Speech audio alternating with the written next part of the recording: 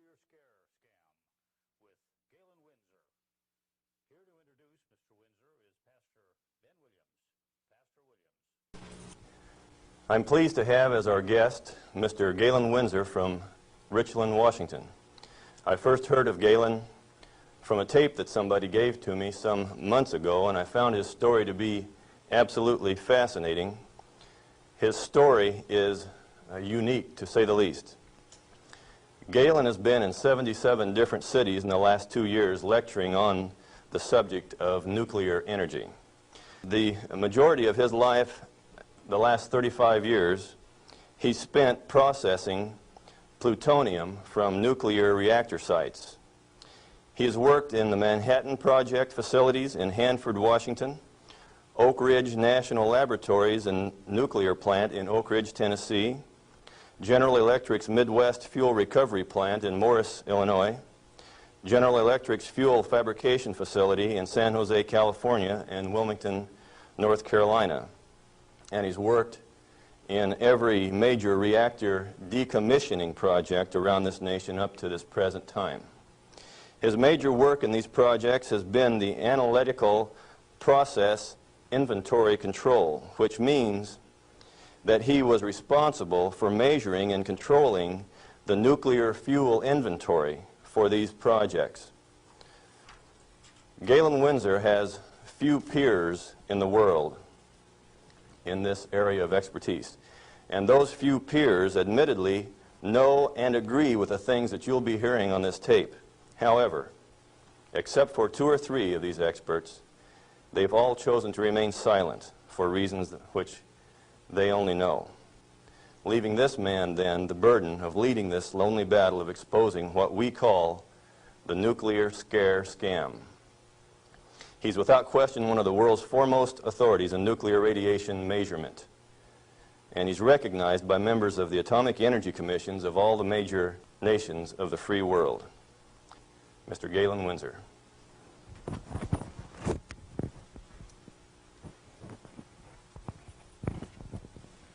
God bless you. Thank you, Ben.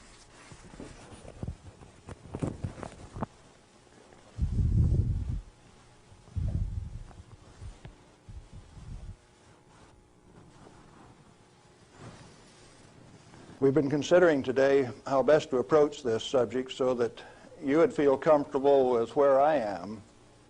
And we thought it might be appropriate to start with how I got involved in this game. Now, in 1945, I was a Navy radioman out in the Pacific on a destroyer aimed for Japan. We had a one-way ticket. That's all you get, just one way. So, as we were becoming proficient at our business of fighting war, the Manhattan Project caught up with us and did a job. Now, the weapon that was dropped on Hiroshima, Japan in August 6, 1945 was a U-235, fully enriched U-235 weapon, where the material was separated and purified in Oak Ridge, Tennessee. The one that was dropped August 9th on Nagasaki was a plutonium weapon made at Hanford. But to those of us out in the Pacific, it was quite interesting. It had a ticket on it that says, "You get to go home." I was impressed. Now, I was stuck out on Guam after the hostilities quit and was running a radio broadcast that communicated with 4,500 ships west of Pearl Harbor. Quite a few to listen to every dot and dash that I made. So I was used to having people listening to me. They couldn't see me, but they could sure hear me. I had all of the good messages that were to come to them. Fleet movements to Red Cross messages. They came along one day and says, "We'd like to have radiomen to go down to Eniwetok for the atomic bomb tests." Not me. No way. I want to go home. So they went through and they took every 3rd radioman to go to Eniwetok. I didn't go. They let me come home. But I wanted to go home. I had a driving need within me that says, hey, that big firecracker, I want to know how it works. I want to know everything about how it works. So, back to the ranch in Nevada where I grew up and stacked hay all summer, gained back the 40 pounds that I'd lost out there in the islands. Into Brigham Young University in the fall of '46 in chemistry classes. Dr. Joseph Nichols could make an old farm kid like me love chemistry. I hadn't had any chemistry in high school, but the way Joe Nichols taught it, I wanted to know. So chemistry it was. And some neat guys like Carl Eyring taught me physics. And along in '47, I ran across a cute blonde from Richland, Washington.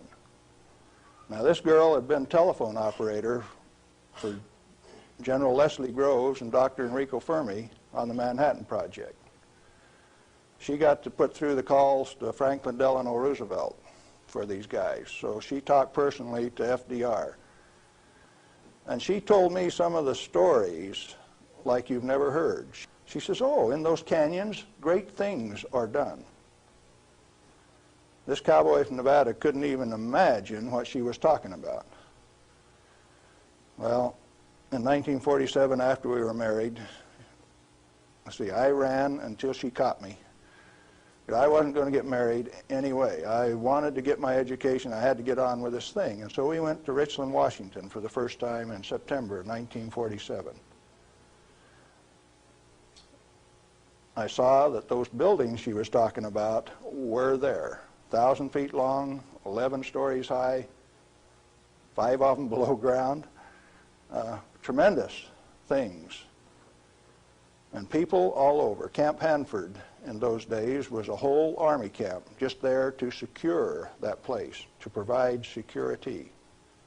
Thousands of soldiers. You move around out in the desert and up out of a foxhole would pop a soldier with a gun in his hand. There wasn't any horsing around. It was all business. Back to school. In 1950, I applied for a job up there before I had graduated. And they were in such bad need of chemists, I had a job before I had my degree. And so the last year of my chemistry, mostly English, I did on a bus, riding 25 miles to work in the morning and 25 miles back at night. And I did advanced grammar and business writing and all of those things on that bus.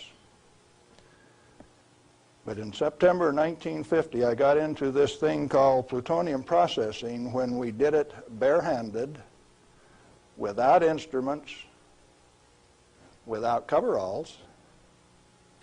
We had some of the most peculiar acid burns in some of the shirts. And I found one of those the other day. It's got acid burns all up the front of it. Plutonium on it too. Amazing. That was normal operation in those days.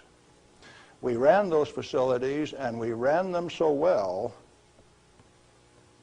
that by 1965 we had separated enough plutonium when it only existed in the parent uranium matrix to a half of a single weight percent, 0.005 weight fraction of plutonium maximum in that fuel.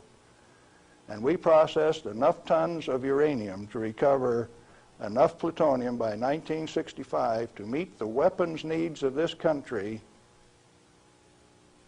10 times over for the foreseeable future. Now we're talking about a massive amount of work. Hands-on, do it type thing. And there was a couple thousand of us, and we were just happy as could be, just working like mad, making those plants run 24 hours a day, 7 days a week, in a community that ran on shift work, A, B, C, D shift. The whole community that way. A wartime community, people dedicated to doing a job, and we were doing it, and we did it well. No pretense. Oh, yes, there were. Out in the reactor began to sneak in people who wanted a radiation monitor behind every reactor operator. Why?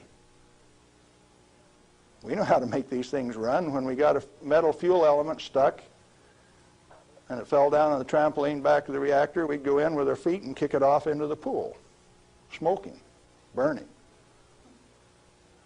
If you didn't have an instrument, you didn't know it was too hot, so you just went in and kicked it.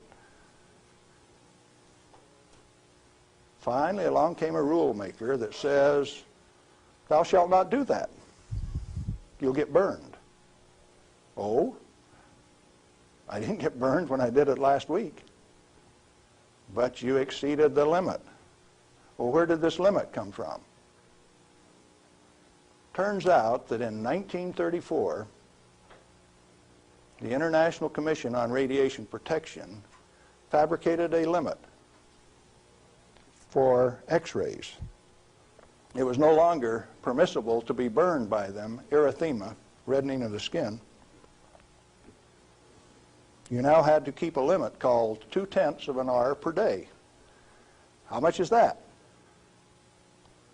Well, you've got to have one of these Beckman instruments to read it, and you have to keep time of exposure. You know, there are 4 requirements on this thing: the size of the source, therefore the strength of the source, the distance from the source, the time of exposure, and the intervening shielding to keep from getting burned. Oh, fine. We've been doing this thing for years now, and we've never been burned. Why have we got these rules? And they says, yours is not to ask questions, yours is to do and die. Don't you ask questions. If you do, you might disappear. Those who broke the rules didn't appear the next day. Military rule? Oh, yes. Absolute. What was your appeal? And people you were working with one day, when they weren't there the next day, you didn't go inquire why. You were just grateful you still had your work to do, and you kept right on doing it. Now, this is in the United States of America.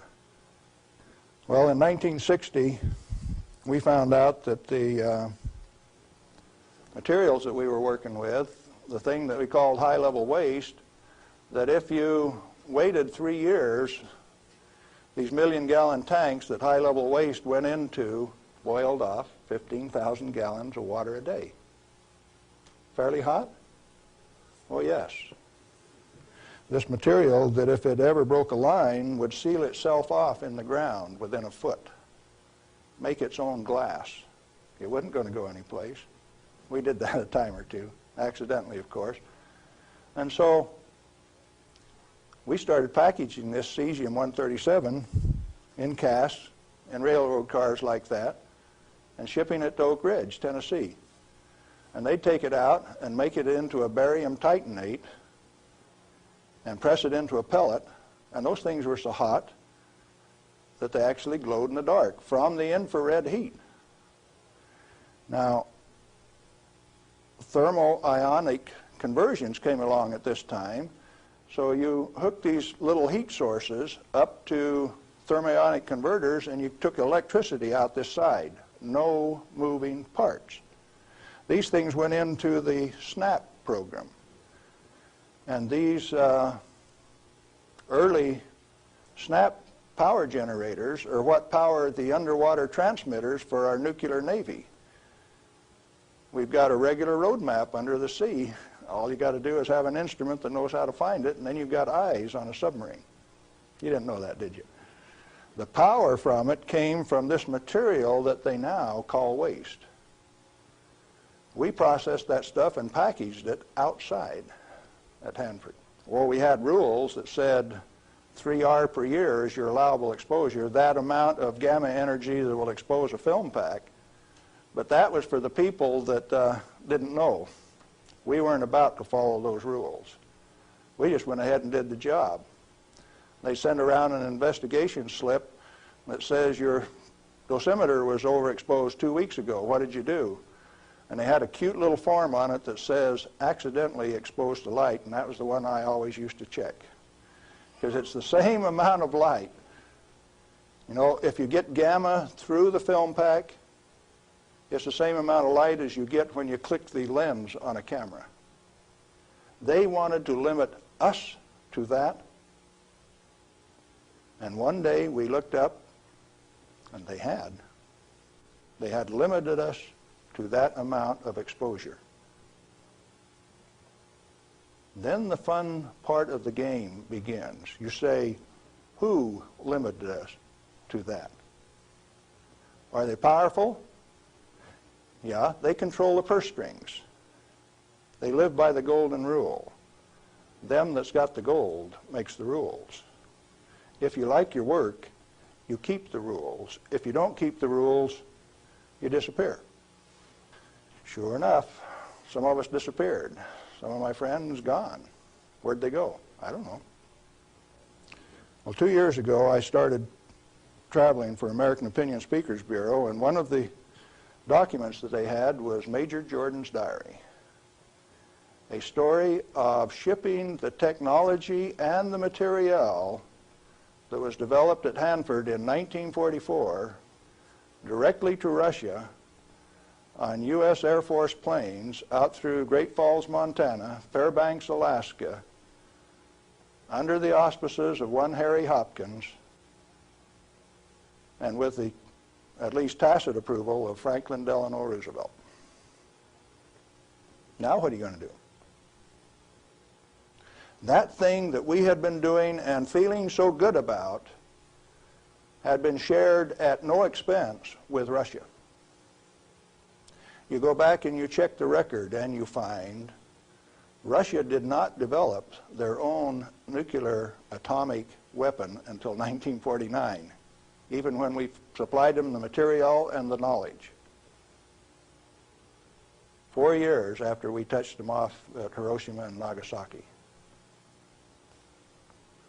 We weren't happy with that.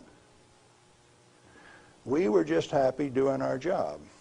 Well, in 1965, General Electric was ready to leave Hanford. I'd worked for General Electric for that 15 years, and they took me out to California, San Jose, and we had in mind to design and build this nuclear fuel reprocessing plant at Morris, Illinois. They told me they were going to build it at San Luis Obispo. That's how they got me away from Hanford.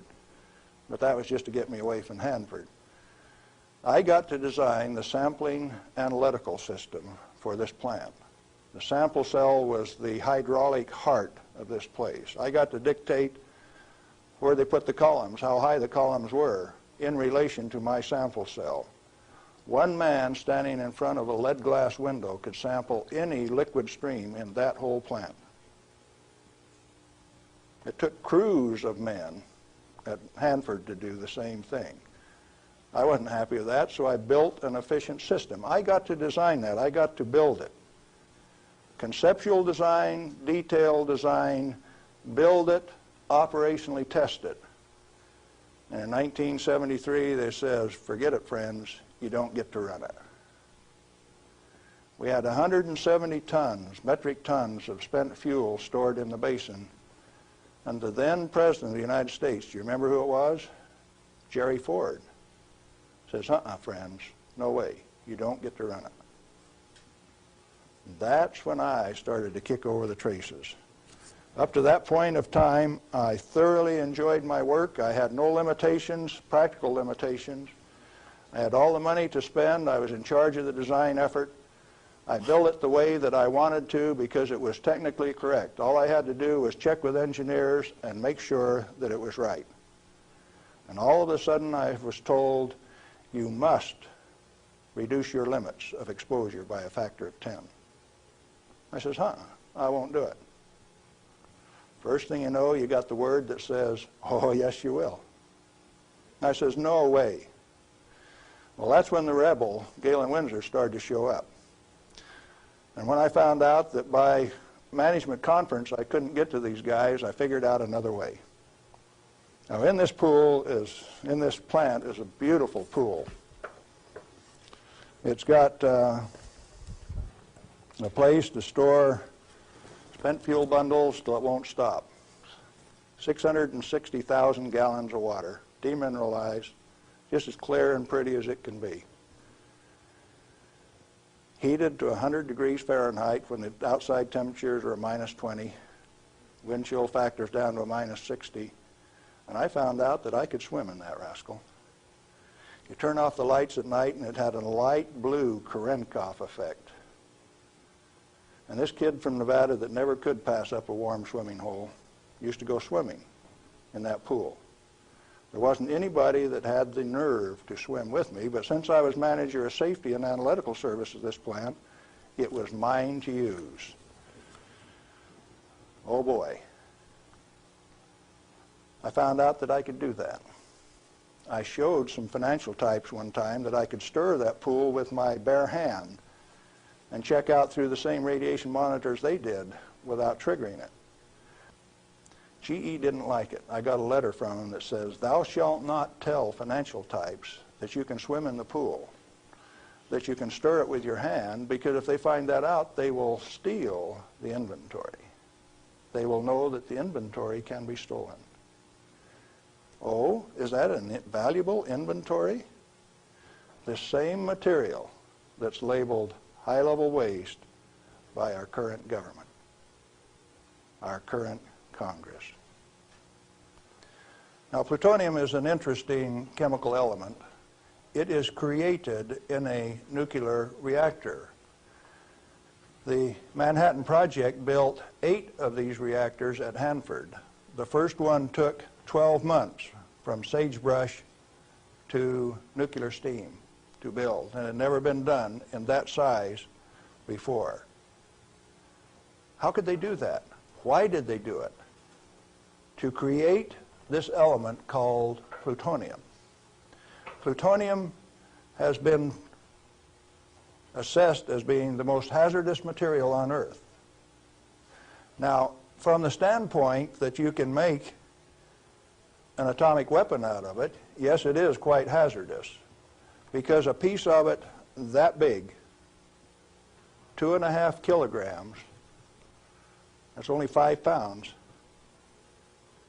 is the force that delivered 20,000 tons of TNT equivalent over Nagasaki.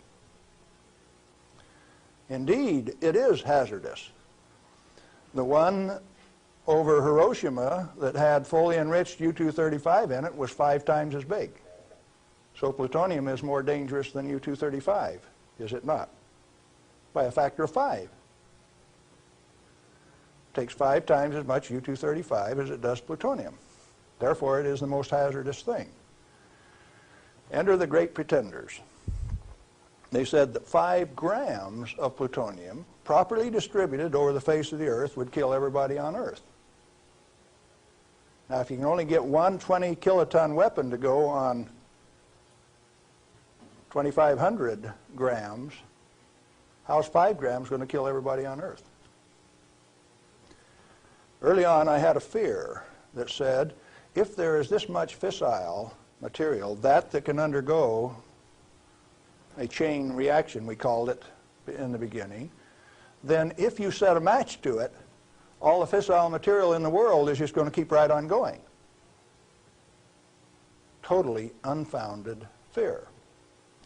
It turns out that when you're in this business of recovering plutonium, like we recovered so much of it at Hanford, we found out that if you have it in a solution where it's less than 5% plutonium, it won't go critical any way that you kick it. And when you get it to 100% plutonium, you better be careful.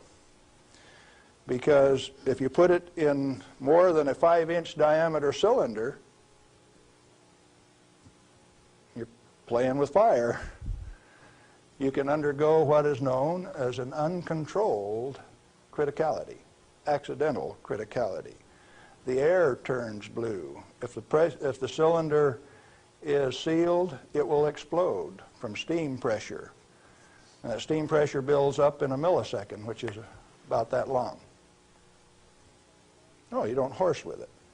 And then you find out that those 8-foot thick shielding walls on those canyons were put there because they didn't know how much was a critical mass.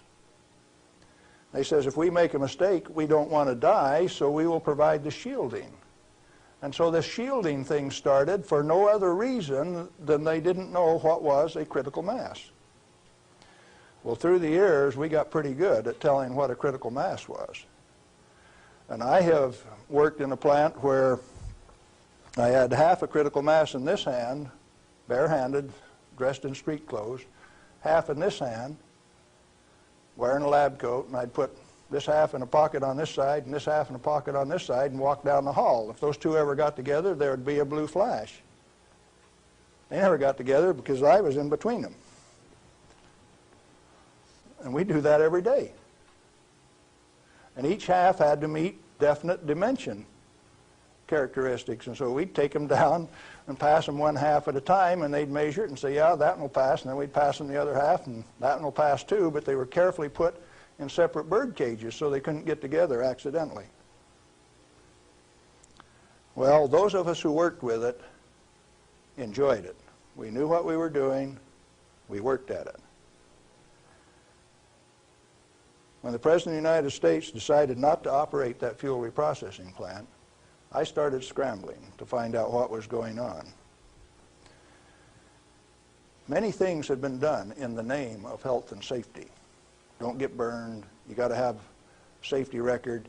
You have to be safer than anybody else. We were already safer than anybody in the whole world. Well, you can't afford to get burned with this. You've got to enforce the limits. You've got to keep it. And I says, hey, that's not what the ball game is at all. I'll bet you the ball game is something else. And in 1982, when the Congress passed the Nuclear Waste Policy Act of 1982, a guy by the name of Mo Udall, I don't know whether you people in Arizona have ever heard of him or not, authored that bill. It's called the High-Level Waste Disposal Act of 1982. The material he called waste is the reusable uranium fuel that I had been working on for 32 years. Needless to say, Mo Udall and I do not agree on whether that material is waste or not. The name of the game then is, who owns the plutonium and how much is it worth? The government says, bury it 3,000 feet deep in basalt, and we'll hold a contest among the states to see who gets to bury it. Oh? Why do you want to bury it? Did you ask the owners? Who is the owner of the plutonium? May I submit that it's most likely the nuclear power ratepayer. He is paid for the mining, the fabrication of the parent uranium, power generation, and is being charged in advance for its burial. If you're paying for it, to whom does it belong? How much is it worth? In inflated dollars, a ton of reusable uranium fuel contains useful metal isotopes worth upwards of $10 million a ton. Mo Udall says it's high-level waste. The value of reusable uranium fuel scheduled for permanent disposal probably exceeds the national debt. Naturally occurring plutonium quantities, and you know plutonium does occur naturally. Plutonium-244 is found at the residual activities of the several, 8 at least, Oklo phenomenon reactors across the world. First one found at Gabon, Africa. Naturally occurring plutonium quantities have been enhanced by transmutation of uranium. That's the reason we built reactors in the first place. Our ability to detect and measure emissions from these elements is useful in inventory control. When fissile elements, fissile isotopes, are present at less than 5 weight percent, plutonium-239 equivalent, and the heavy metal oxide matrix is stored dry in air, it has no critical mass. Remember, we talked about shielding was because they didn't know what a critical mass was? If it is light water reactor fuel at less than 5% equivalent fissile content, you can handle it, you can do anything you want with it, you can stack it up, you can have a room full, you can have a handful. As long as you keep it dry, it will not sustain a chain reaction. What then is all this falderall about a little bit, 5 grams, will kill everybody in the world? They don't know what they're talking about. And when they say that, they're thumbing their nose at measurement experts like Galen Winsor. I am insulted when they say those things and get away with it, because it has no bearing on the truth. It cannot be mishandled. It will not expose any person to an unshielded nuclear reaction. In other words, no controls are necessary except to prevent the pilferage of the inventory. Have you got that one? Let it register. Do you need governmental rules and regulations and instructions? No way. Then why do we have all of those rules? Inventory control practices capitalized on the fear of undereducated masses who work in the industry. I didn't say anything about ordinary people now. I'm talking about the people who have worked in the industry and those who cast stones from without. The Ralph Naders, the Jane Fondas.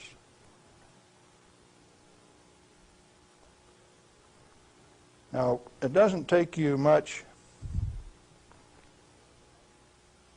thinking to find out that maybe the industry is the source of the problem. The industry is the one that made up the committees that made the rules that the Congress enforced. You ever thought of it that way? The strangest kind of feather bedding that's ever been dreamed up, it makes the railroad engineers look like pikers.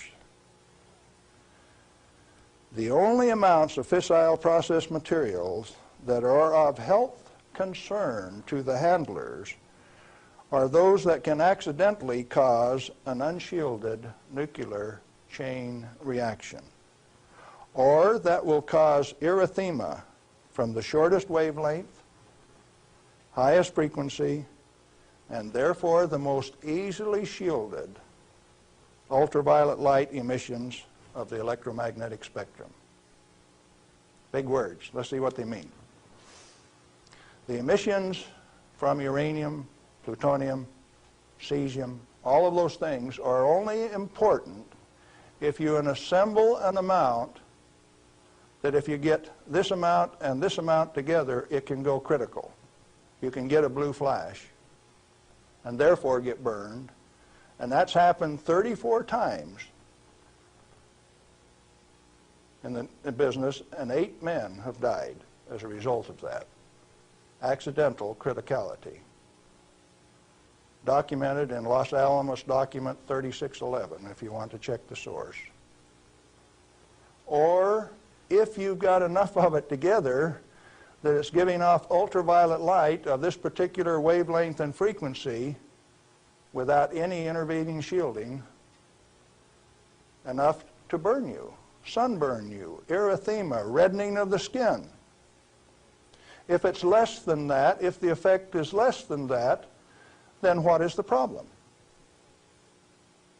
excessive government regulation. That's what's the problem. Tritium, heavy water. Deuterium is hydrogen 2. Tritium is hydrogen 3. If you let an inventory get away from you, what's going to happen to it out in the biosphere? Nothing other than it will become diluted and join the naturally occurring inventory of tritium, because tritium is created in the upper atmosphere by sunlight. We have a natural inventory of tritium. Then the only thing that happens when you release tritium, which is the trigger mechanism for bombs, it's the source of the push that makes it go, is that you lost a valuable inventory. Then what of these people that are pretending that a little bit of tritium is going to do you in? It is not so. What are those 2 points? Only if it is an economically recoverable concentration, or if it has a natural reconcentration mechanism. You know, there isn't any one of the radioisotopes out there that has a meaningful level of reconcentration in any of the species, not even the oysters in the bays in Maryland, below Calvert Cliffs. Why then are we still playing this game that any amount of this material is of hazard? Reusable uranium fuel, which has been isotopically enhanced in power-producing reactors, is a valuable national resource, not a high-level waste. The utility operators recognize the future worth of this commodity.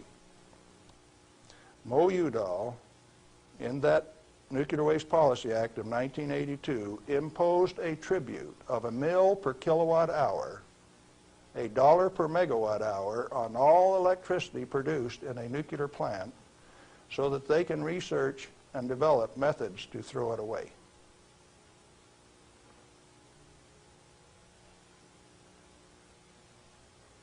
Why do the utilities willingly pay this amount to the Secretary of Energy? To limit their liability exposure. Who pays that amount anyway? The consumer of nuclear generated power. You have no choice, and therefore I call it a tribute. At the same time, they have provided their own storage basins at these reactors at ratepayers' expense to retain ownership control of the plutonium resource. So you consumer, you ratepayer, you taxpayer, are paying for the storage of this fuel, and WNP2 at Hanford has storage that will take them through the turn of the century, and yet every day they are paying a tribute to the Secretary of Energy, with the concurrence of the United States Congress, and signed by the President of the United States in 1982, 83. Who was that? Ronald Reagan. They have provided those storage basins at ratepayer expense to retain ownership control of the plutonium resource. I started playing a game one day, 7 years ago.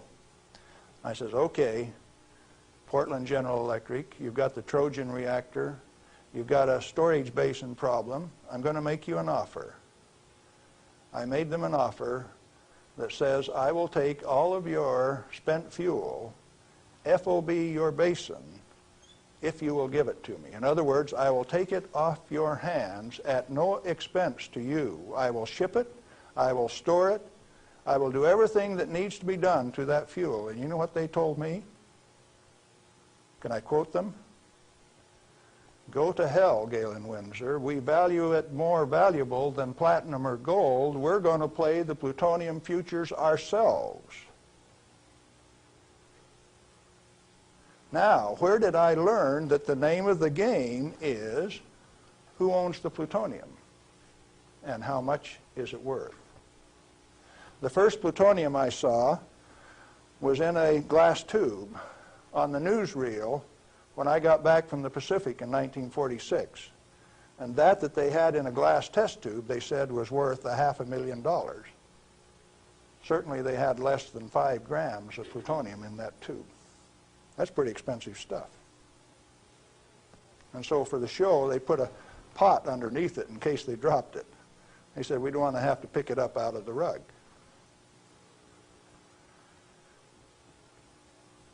When it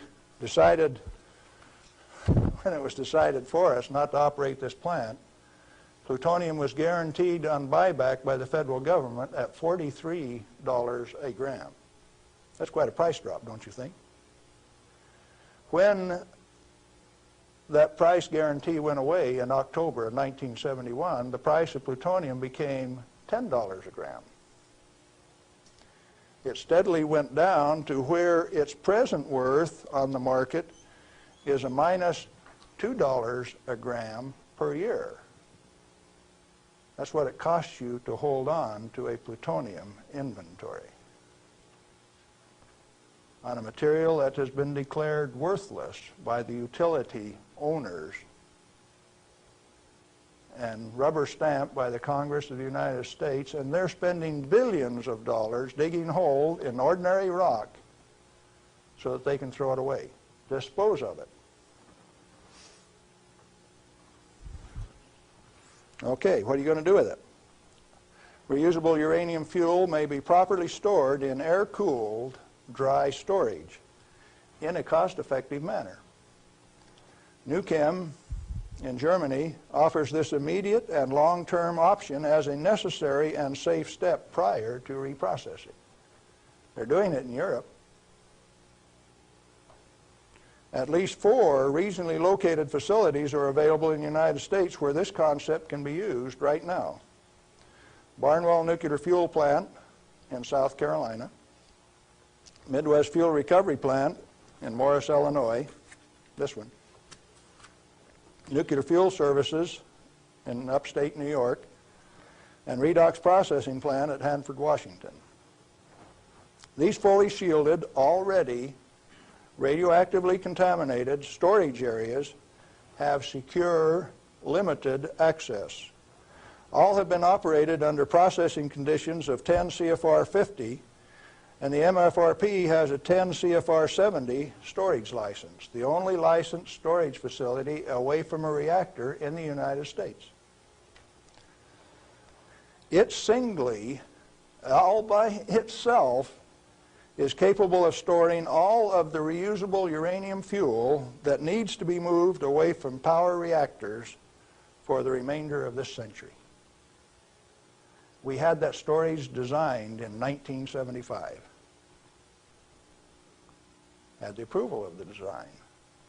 Why then are you spending money over here in New Mexico on the waste isolation project? Why are you spending money at Hanford at the basalt waste isolation project? Why are you spending money at Beatty, Nevada for storage when I can already store it in this building that's already built? I just named you 3 others that can do the job all by themselves too, and I know where there's 14 more buildings that can do it. What are we going to do? Redox and other excess facilities at Hanford are capable of dry storing all commercial REF until plutonium recycle, at least through 5% enrichment, is reestablished, or until the 22nd century, whichever comes first. RUF can be cost-effectively stored in existing facilities. Where does Mo Udall came off then, saying that you cannot use this plant for its intended purpose unless it is owned by the United States government. He has said that. The waste isolation projects are politically mandated wasting of national energy and construction resources. Plutonium proliferation by diversion of stored reusable uranium fuel is of minor importance compared to global availability of fully enriched uranium by laser isotopic separation. Let me explain that last thing that I said. Jimmy Carter said you can't ship plutonium to India, but in the same paragraph said you may ship them fully enriched uranium. Oh, Jimmy Carter, that peanut brain, what did he just say? He says that when the Israelis took out the reactor in Iraq, they had fully enriched uranium from France, and they says those rascals, those Iraqis, are going to take that fully enriched uranium, put it in that reactor, irradiate it to plutonium, and therefore have to recover the plutonium in a plant like this, and we stopped them when the fully enriched uranium makes a better weapon than the plutonium in the first place.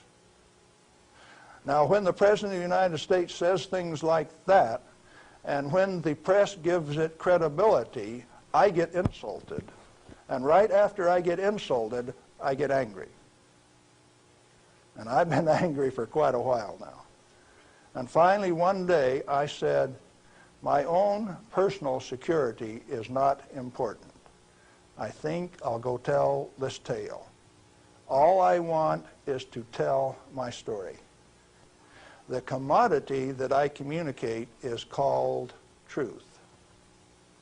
And so then I ask you a question, a very brief, pointed question. Who owns the plutonium, and how much is it worth? And then I'm going to attach on to that a question I want you to think about till we talk again. If you haven't been burned by this particular source of radiation, what is your problem? You obviously have one. Otherwise, you would join with me in telling the truth about this particular commodity. And so yes, I'm recruiting helpers. What happened to the guys who taught me the business? Thousands of them. The hands-on business. Where are they? They're still there. Why don't they talk? Who are the they that say this is the way the business is going to be run, whether it makes sense or not? Brings you the nuclear scare scam with Galen Winsor. We're back with Galen Winsor, and we're talking about the nuclear scare scam. Galen, it seems to me that from what I've heard you say that the scaring of the people is better than a lock and key to keep this stuff out of the hands of those who might be interested in investigating and keeping this valuable material hidden for just an elite few. This is probably the way that it works best. And so then the secret was to keep from letting other people know that it could be handled, because first of all, we weren't accepted by the community, and the materials that we were working with, they feared, but there were certain few people that realized its real worth, its potential to be used in ways other than to support our national defense. Let me ask you a question, Galen. Are you worried about do you have reason to be worried about your personal safety? Because the kind of people that you're describing here are powerful people. I wonder if you're still around. I wonder how much longer we can expect you to be in this game. Well, on the 13th of December last year, the NRC, Nuclear Regulatory Commission, Region 5, turned out a federal SWAT team to get me on a federal warrant issued by Bob Thomas out of Walnut Creek, California. It was kind of funny in a way. They turned out this federal SWAT team at Hanford, and they had my picture, and alongside it says, "This is an irrational individual. He poses a threat to our security. Take him at any cost." Now, the reason that I'm still here only has one logical conclusion. I have lots of help. Well, you've told us about how that you and others of your friends and colleagues have handled many times this so-called deadly nuclear energy material that the whole world is so scared of. Why weren't you afraid of it? Because we did silly things like recover some of the undissolved fuel elements out of the redox dissolver that burned a hole in it. And we went in and sampled these things by a remote process.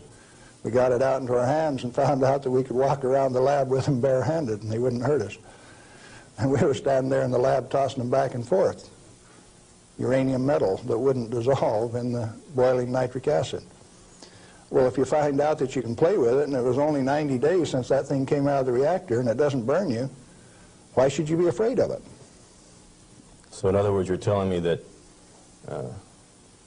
you learned to not be afraid of it because of practical use and application and hands-on experience. Hands-on. We might even been playing games. Okay, you say that you swam in this water that was straight from spent fuel used to cool that fuel, and Yes. you swam in it. Yep. You told me earlier that you went a little bit beyond that. Would you share a little bit of that story? Well, swimming in it didn't have the desired effect. So I decided I had to be more direct with these people that were giving me trouble. They were kind of hard to teach, so I went to drinking a glass of it a day. I had the bottle of it. Last time I went swimming, why I filled this 2-liter bottle with water and washed it off on the outside in the shower when I washed me off on the outside so that we didn't tattletale. You know, radioactive material is just a trace or a tattletale. So you got to get it off so they won't know that you've been swimming in the pool and drinking the water. So I took this bottle in and set it on my desk. And who would suspect that the manager of safety and analytical service had a bottle of spent fuel pool water sitting on his desk, and he drank a glass of it every day. And this was unheard of. Nobody ever did that crazy stunt before. How has that affected you, Galen? Well, as near as I can tell, it made me about 6'4" in my cowboy boots, 210 pounds, and really quite a nice fellow. All right. What then happened as a result of your doing this strange experiment on your desk with this water? What was the result? Can corporations have a heart attack? I think General Electric had one, because after they ran me through a whole body gamma scan in December of 1974, by the time I got out, because I had a plutonium lung burden and it took 45 minutes to an hour to count that, everybody on site knew that the manager of safety had been swimming and drinking in the swimming pool, the spent fuel storage pool. Had cesium-137 at a ferociously high level. It even exceeded the NRC's limit. And I'd been drinking it. They knew the fat was in the fire. Now, where do we go from here? Well, first of all, I got a poison pen letter from the people in San Jose. And he says, "Thou shalt not do those things. They'll find out that the inventory can be stolen."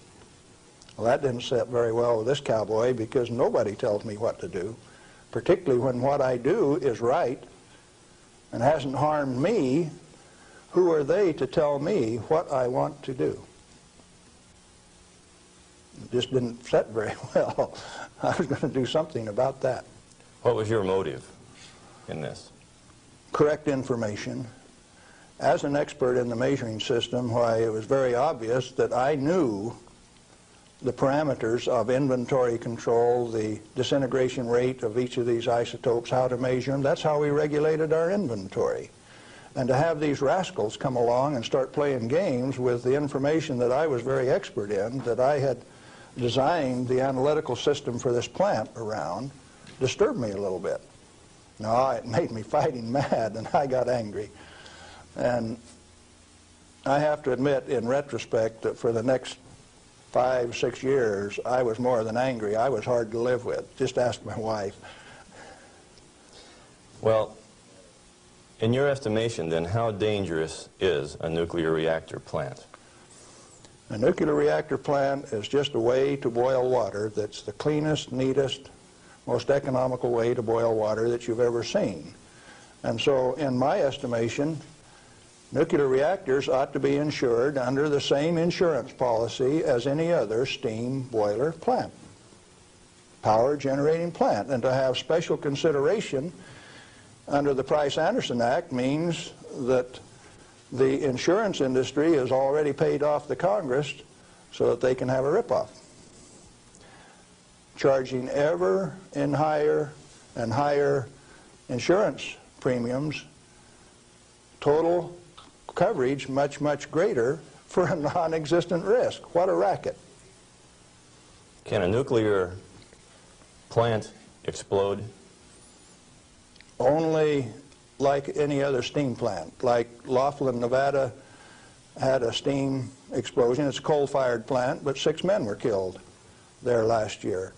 That could happen at a nuclear plant, but as far as an atomic explosion, good heavens, no.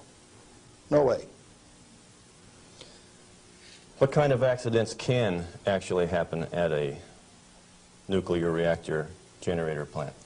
You could lose your moderator and the reactor would shut down, the control rods would stick in and you wouldn't be able to start it up.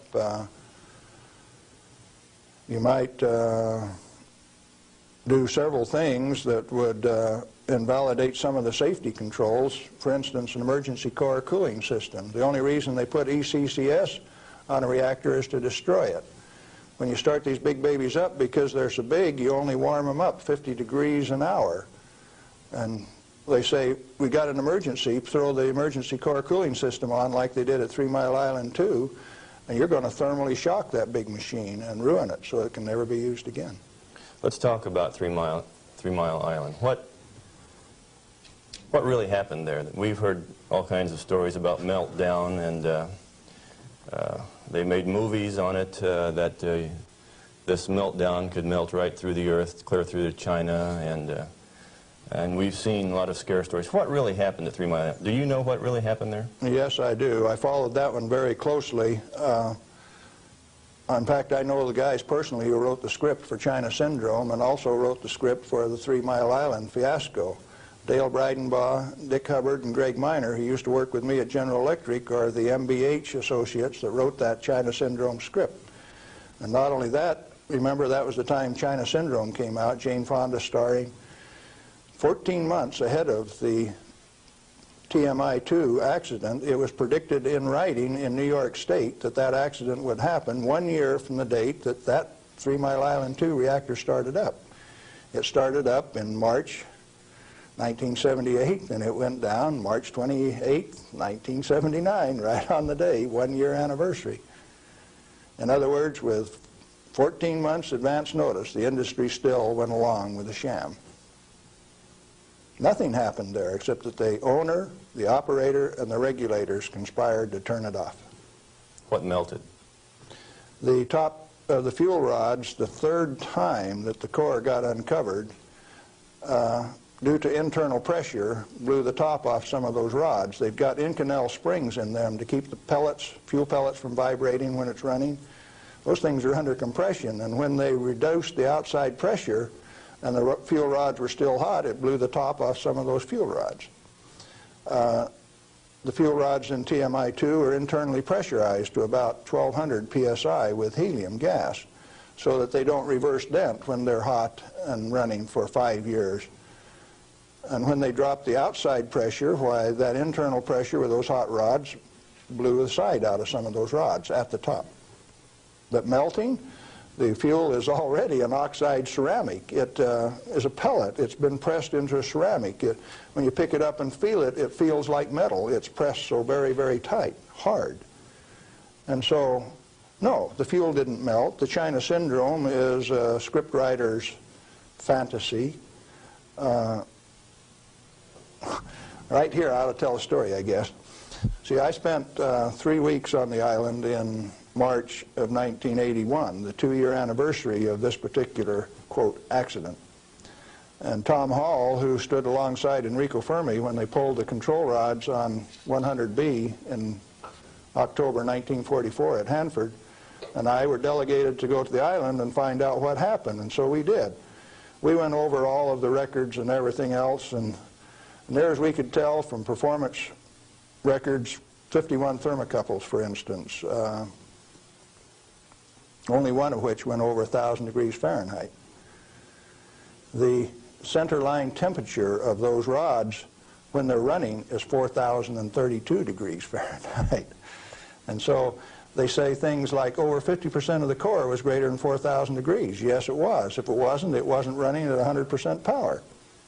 So they take that kind of information and bugger it all up so that you don't understand what's going on. They give you a little bit of it. Well, the worst joke that people could dream up, and they says, do you know what the NRC's worst nightmare is? No, I don't know what that is.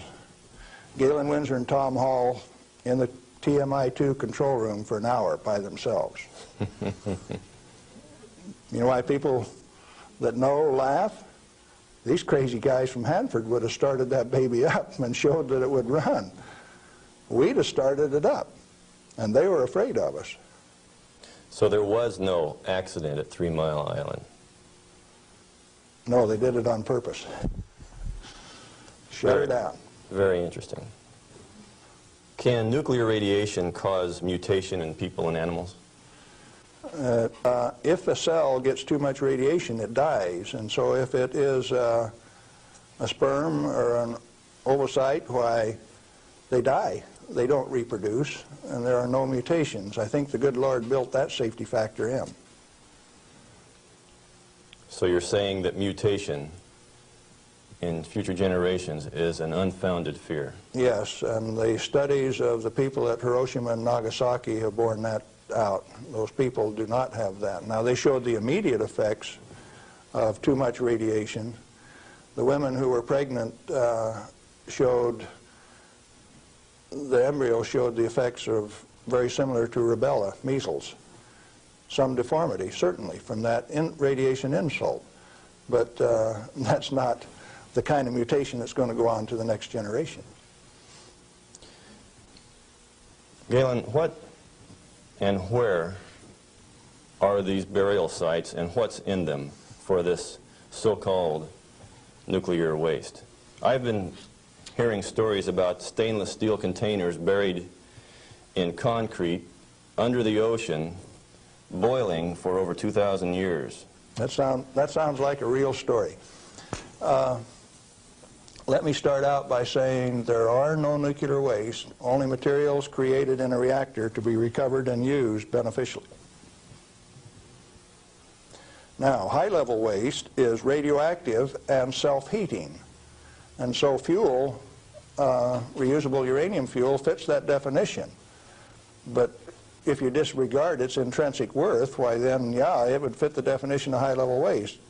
But let's say there isn't any high-level waste, only material to be recovered and used beneficially. Then what's the low-level waste fiasco? That's an excuse for a federally mandated, non-inspectable disposal system so that organized crime can get rid of any evidence that they want, and it can never be dug up again. They're afraid to look in there. Not afraid. They don't want you to. They've got rules on the transport so that if you have an accident with a low-level radioactive waste shipment, why, you call out all of the state police and you make sure that nobody looks at it, that nobody gets exposed, that there's no spreading of the contaminated material. And it's also that you don't find out whose body's in that drum.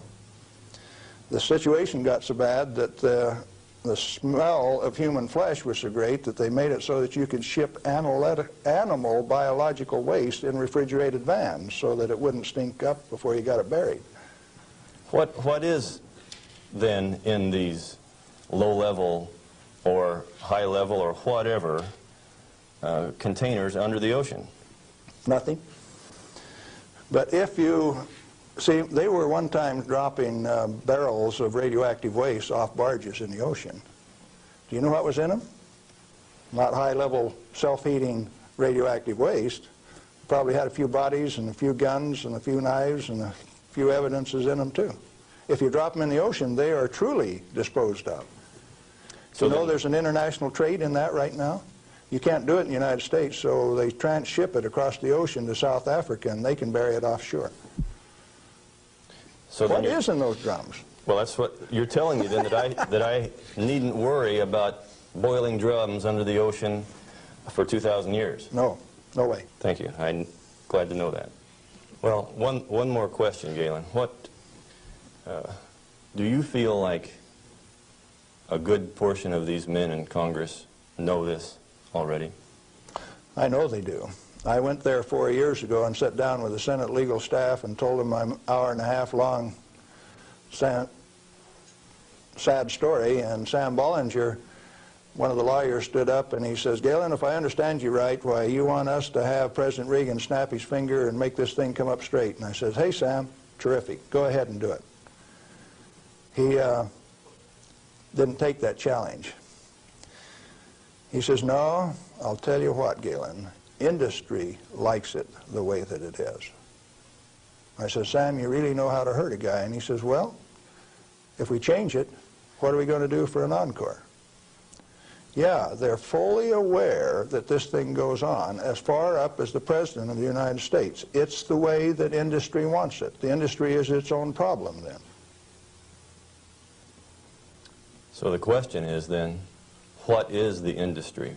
What is the real story here? Is this an industry of nuclear energy? The industry has been ripping it off for years and years. In 1975, we knew that large nuclear reactors were dead, that large is not the way to go. The way to go is small, mass-produced nuclear reactors sitting right in the middle of town, one every 10 blocks, producing power. We haven't built a reactor right yet. It's time that we do it. Why haven't we? Because of a federal energy cartel. These guys control the amount of electricity, the availability, and the price. And they say, you do not have a choice. I have a choice. I'm going to take one of those decommissioned nuclear subs up in Puget Sound, refuel it, and generate my own electricity.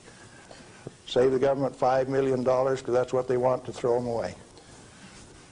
I will use it for my own power plant. Quinn Millian up in Omak, Washington, and I are moving on that, and if one of these days I hook one of them up to Pier 91 in Seattle, don't be surprised. Well, good luck.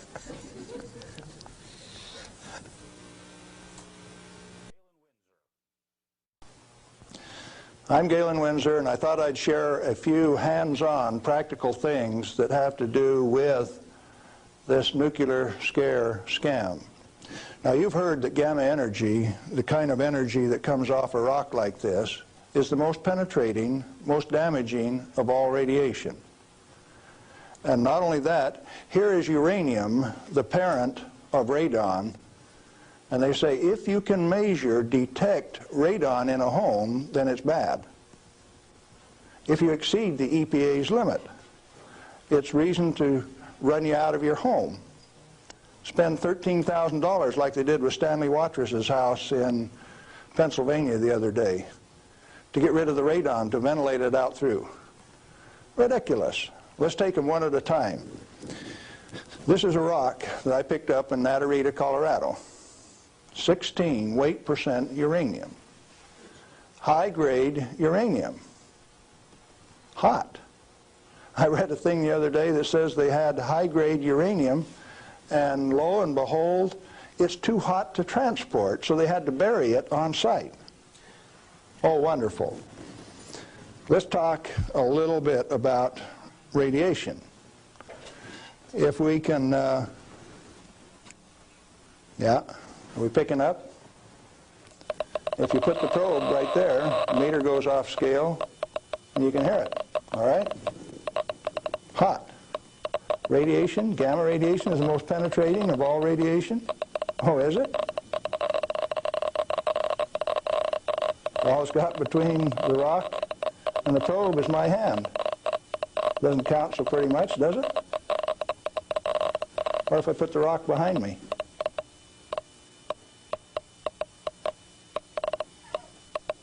You don't suppose they've been lying to you, do you? I suspect they have. Well, let's do a little bit more. I got a black bottle. This stuff comes in white bottle. A bottle of no-dose. You can send children down to the drugstore to buy no-dose. All they need is money. In this are 660 white caffeine pellets. And this one is uranium oxide, U308. You can't buy it for love nor money. the state of Washington sent 2 of their Gestapo agents over to my home to confiscate my uranium samples on the 17th of December last year. Got a challenge.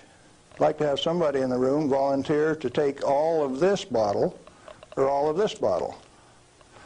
The only thing that I'll tell you is that one of them won't hurt you and the other one will kill you. Do you want the white stuff or the black stuff? White stuff? You do. There's enough in there to kill 4 men your size. The government says we got to ban this material. It's radioactive. Let's check it in the bottom of the bottle. Not very radioactive. Let's take the cap off. Oh goodness, very radioactive. This instrument will only count gamma, energy. It's just energy. Light's coming from those lights, only you're getting lots of infrared from the lights as well as ultraviolet. Energy response, and it's very carefully damped to only discriminated so it only gets the energy that comes from this. I don't want it to respond to a light, just to this. Cost me $1,000 to get an instrument that will just respond to this and not to that. This is radioactive by any definition. Radioactive material giving off radiation that is read by an instrument like this. The daughter of this, radon, cannot be read on this instrument because it gives off alpha particles. An alpha particle is a dye-positive particle that comes from the nucleus. It has 2 protons and 2 neutrons, therefore an atomic weight of 4, and it's minus 2 electrons. And if you grab it with a high ionization potential counter, it'll count. But if it travels 2 inches in air or through a piece of paper, it picks up 2 electrons, 2 beta particles, if you will, and becomes helium gas, and it won't count on an ionization chamber. Did you know that this thing right here is giving off helium gas? Alpha comes from uranium. Okay, radioactive material. You pour it out in the hand, and that's radioactive contamination. Is it radioactive? Yeah, it is. Very radioactive. Now, decontamination is nothing but scooping it back up and putting it into the bottle. I just now decontaminated my hand. No, I didn't do such a good job. Not good at all. Is it still radioactive? Yeah, that's called residual radioactivity. Now, under the decontamination rules of the government, when you decontaminate somebody like this that's that contaminated, and this is certainly a reportable incident under current DOE regulations, when you decontaminate him, it has to go down a controlled drain so that you don't disperse radioactivity. Do I qualify as a controlled drain?